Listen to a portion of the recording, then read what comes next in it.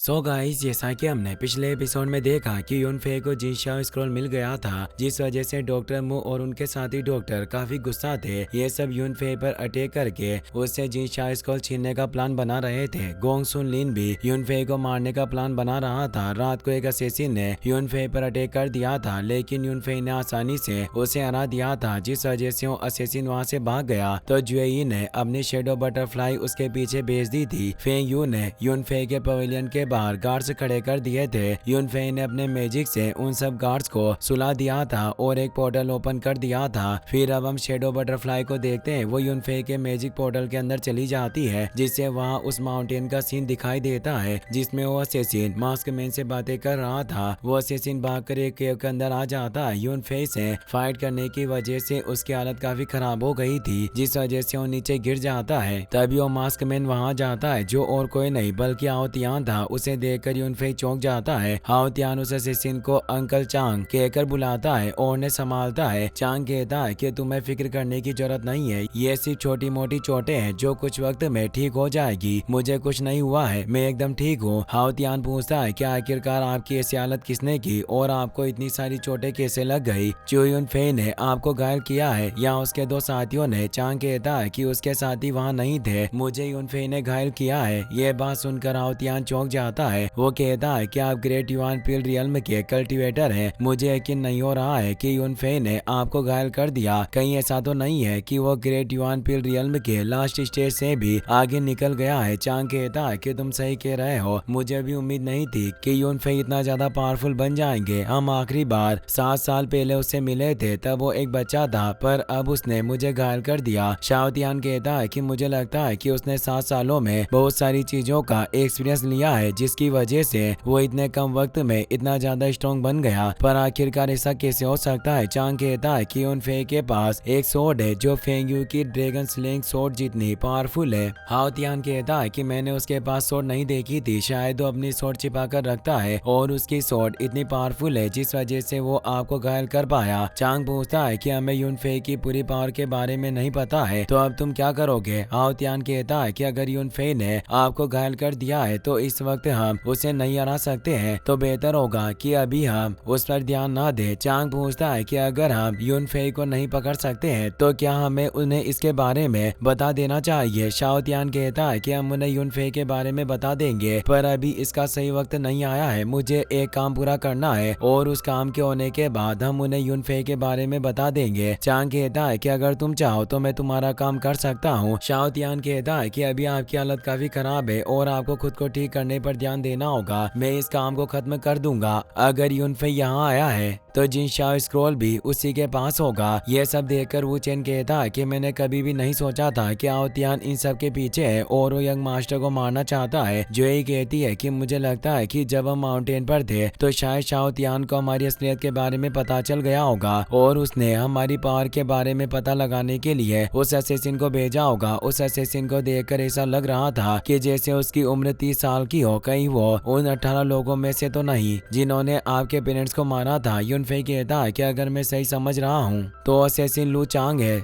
जो 7 साल पहले उन 18 लोगों में से एक था। पर मुझे नहीं लगता कि शाओ तियान ने मेरे पेरेंट्स की डेथ में कोई मदद की होगी, क्योंकि उस वक्त वो भी मेरे जितना बड़ा होगा। जुएई पूछती है कि अगर शाओ तियान ने आपके पेरेंट्स को नहीं मारा है तो अब वो आपको क्यों मारना चाहता है? यूनफे कहता है कि उस वक्त जिनशाओ इमोर्टल मेंशन में शाओ तियान के डेड मारे गए थे। हो सकता है कि उसी वक्त से शाओ तियान जिनशाओ स्क्रॉल लेना चाहते हैं और अब मेरे पास स्क्रॉल है, इसीलिए वो मुझे मारना चाहता है। जुएई कहती है कि इसका मतलब शाओ तियान के डेड भी उन 31 लोगों में से एक थे जो जिनशाओ इमोर्टल मेंशन में गए थे। पर मुझे समझ नहीं आ रहा है कि अब हमें क्या करना चाहिए। यूनफे कहता है कि मुझे ऐसा लगता है कि शाओ तियान के साथ भी कोई है और उसने चांग को हमारी पावर टेस्ट करने के लिए यहाँ भेजा होगा। अब उसे मेरी पावर के बारे में पता चल गया है, तो अब हमें उनके बॉस को पकड़ने के लिए कोई बड़ा प्लान बनाना होगा और मुझे भरोसा है कि वो बचकर नहीं भाग पाएंगे। कुछ वक्त में सुबह हो जाती है, जिससे जियोशान और उसके साथी गार्ड्स को होश आ जाता है। जीफान यूनफे के पास आता है और उसे कहता है कि मुझे पता चला कि कल रात तुम्हारे ऊपर अटैक हो गया था, इसीलिए मुझे समझ नहीं आ रहा है कि तुम मेरे साथ लुओजिया माउंटेन पर चलोगे या नहीं।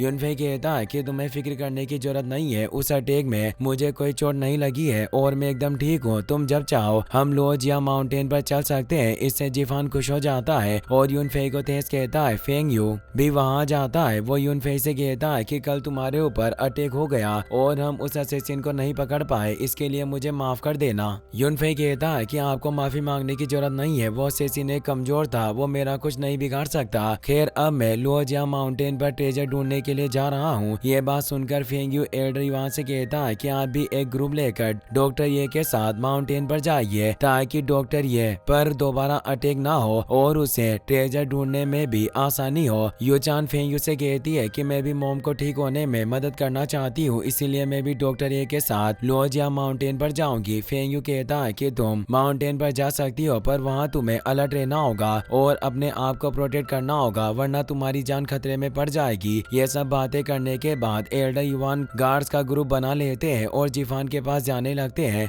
जीफान सब लोगों से कहता है कि लुओजिया माउंटेन में बहुत सारे पॉइजनस इंसेक्ट रहते हैं और माउंटेन के डेप्थ में खतरनाक डीमस रहते हैं, इसीलिए हमें संभल कर आगे बढ़ना होगा। जीफान जियोशान को फॉग डिसोलिंग पिल्स और इंसेक्टिसाइड पाउडर दे देता है ताकि सब लोग इंसेक्ट और फॉग से बचकर आगे बढ़ सके। यूनफे और उसके साथी भी वहां जाते हैं। यूनफे जीफान से कहता है कि तुम मेरी फिक्र मत करो, मेरे पास पहले से ही पाउडर और पिल्स है। ये बातें करने के बाद वो सब लुओजिया माउंटेन की तरफ बढ़ जाते हैं। जीफान यूनफे से कहता है कि 5 कलर लोटस लुओजियान माउंटेन के डेप्थ वाली लुओजिया में है, पर वहां पहुंचने के पहले हमें कुछ खतरनाक जगह को पार करना होगा, जिसमें सबसे पहले हमें इल्यूजन फॉरेस्ट को पार करना है। उस फॉरेस्ट से एक स्पेशल गैस रिलीज होती है जिसकी वजह से लोग इल्यूजन होते हैं और उस गैस की वजह से फॉरेस्ट लोगों का दिमाग कंट्रोल कर लेता है। इसके अलावा इल्यूजन फॉरेस्ट में एक पावरफुल इल्यूजनरी डीमन पाइथन भी है जिसे हराना बहुत मुश्किल है, इसलिए हमें उससे बचकर इल्यूजन फॉरेस्ट को पार करना होगा। फिर हम डॉक्टर मू और उसके साथी डॉक्टर्स को देखते हैं। डॉक्टर मू कहते हैं कि जीफान बहुत ही ज्यादा चालाक है, उसे पता था कि हम भी 5 कलर लोटस ढूंढने के लिए माउंटेन पर जाएंगे, इसीलिए हमसे पहले ही माउंटेन पर चला गया। इसके अलावा हमारे साथी अभी तक यहाँ नहीं आए हैं, इस तरह हमें आगे बढ़ने में देर हो जाएगी। डॉक्टर लोग कहते हैं कि एक दिन पहले ग्रेट युआन पील रियल्म के कल्टिवेटर ने डॉक्टर ये पर अटैक कर दिया था, पर वो भी डॉक्टर ये को नहीं मार पाया और भाग गया। अगर हमारे साथी यहाँ आ भी जाए तो मुझे नहीं लगता है कि हम डॉक्टर ये से जिन शाओ स्क्रॉल छीन पाएंगे। डॉक्टर ली कहते हैं कि हमने प्लान बनाने में इतनी मेहनत की है तो अब हम इतनी आसानी से हार नहीं मान सकते हैं। भले ही जिन शाओ स्क्रॉल नहीं मिलेगा, पर हम अभी भी जीफान से पहले 5 कलर लोटस को ढूंढकर ड्रैगन स्लेइंग स्वॉर्ड ले सकते हैं। ये बात सुनकर सारे डॉक्टर्स आगे बढ़ जाते हैं। कुछ वक्त बाद गोंग सुन लिन भी वहां जाता है। गार्ड उसे कहता है कि हमारे साथी माउंटेन पर चले गए थे और चोंग सेन ट्राइब के 6 एल्डर्स भी माउंटेन की डेप्थ में जाकर छिप गए हैं। मुझे पूरा भरोसा है कि 6 एल्डर्स ये फे को मार देंगे।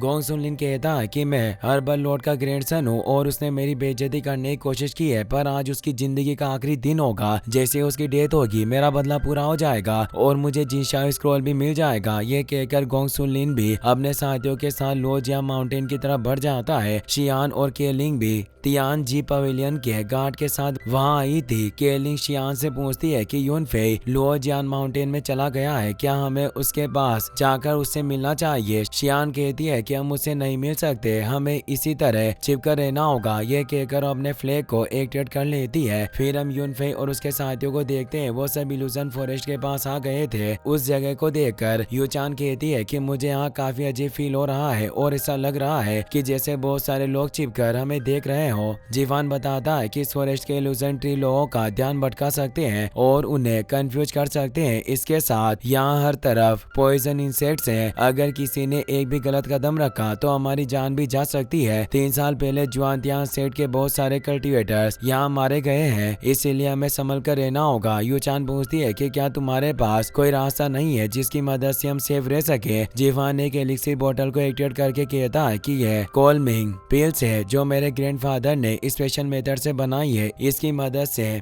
तुम अपने माइंड पर कंट्रोल बनाए रख सकती हो। ये कहकर वो यूचान को कॉल्मिंग पिल्स दे देता है। यूचान चान एक पीस खा लेती है और जिफान को तेज कहती है। जिफान कहता है कि अगर तुम्हें किसी दूसरी चीज की जरूरत हो या तुम खतरे में हो तो फिक्र मत करना, मैं तुम्हें प्रोटेक्ट करूंगा। ये बातें करके वो सब आगे बढ़ जाते हैं। इसी के साथ ये एपिसोड यहीं पर खत्म हो जाता है। गाइस, अगर आपको वीडियो पसंद आया हो तो इस वीडियो को लाइक करने के साथ साथ चैनल को सब्सक्राइब जरूर कर लेना। मिलते हैं नेक्स्ट वीडियो में। Thanks for watching.